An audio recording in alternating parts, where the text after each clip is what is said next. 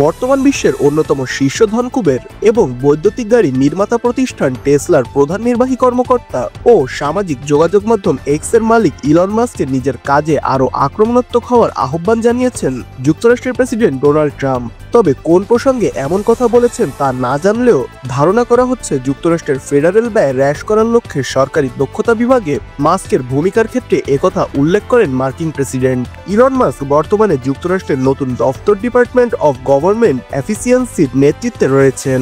গত মাসে দ্বিতীয় মেয়াদে মার্কিন প্রেসিডেন্ট হিসেবে দায়িত্ব নেওয়ার পর ট্রাম্প নতুন এই দফতরটি সৃষ্টি করেন। প্রতিবেদনে বলা হয়, মার্কিন প্রেসিডেন্ট ডোনাল্ড ট্রাম্প শনিবার ইলন মাস্ককে তার প্রচেষ্টায় আরও আক্রমণাত্মক হওয়ার আহ্বান জানিয়েছেন। নিজের সোশ্যাল মিডিয়া প্ল্যাটফর্ম ট্রুথ সোশ্যালে ডোনাল্ড ট্রাম্প বলেছেন, ইলন মাস্ক একটি দুর্দান্ত কাজ করছেন, কিন্তু আমি তাকে আরও আক্রমণাত্মক দেখতে চাই। মার্কিন প্রেসিডেন্ট ইঙ্গিত দিয়েছেন যুক্তরাষ্ট্রকে বাঁচানো দরকার এবং এ কারণে চূড়ান্ত লক্ষ্য হচ্ছে যুক্তরাষ্ট্রকে আগের চেয়েও আরও বড় বা মহান করা।